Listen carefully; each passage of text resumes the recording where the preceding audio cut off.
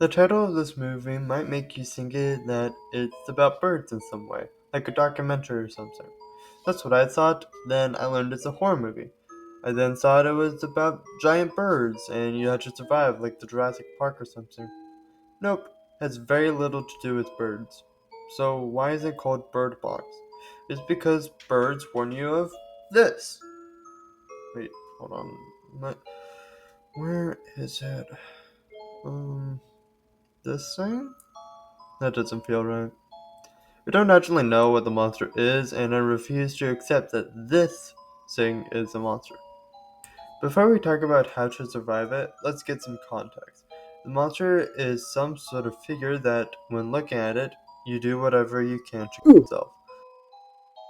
We don't know what it looks like, as I mentioned before, but if you're crazy, then you don't want it to kill yourself. You want to kill others. You do this by making others look at it. Really simple concept and phenomenal execution. The movie is great and they do a fantastic job at surviving. I think the mom is a bit of a at times, but otherwise they did great at surviving. So just follow what they did. Wear a blindfold when leaving your boarded up house and have plenty of birds to warn you if you slip up at some point. If you're blind, then you're lucky because you don't have to worry about this.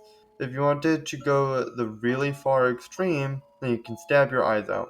Like I said, really far extreme, and you should not do this unless you have no other choice. And I think the only case that applies is if you're surrounded by crazies trying to make you look. Well, that's the video, right? Wrong. Don't leave. You know how to survive, but you don't know how to live.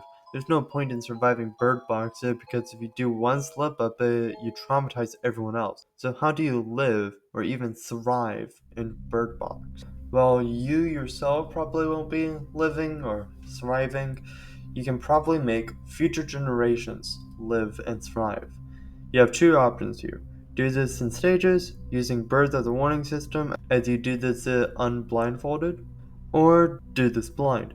Can't really recommend either or because both have their pros and cons. So maybe a mix. What you do is build a shelter. Not a small one like in the movie, a big one, like a city shelter. Since everyone is now dead, that means free cars.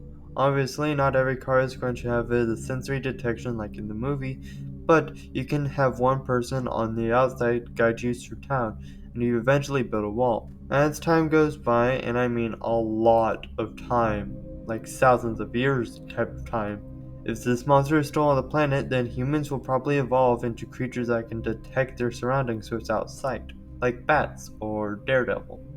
I think this video is a dumb idea. You can pretty much learn everything you need to know from watching the movie, and I highly recommend doing that if I haven't spoiled everything for you already. Also, I didn't know there was a second movie until a few days ago, so I wasn't able to do the proper research on said movie and give all of you the proper information that you need. All you really need to know is that you need to wear a blindfold when going outside, but avoid it at all times if you can.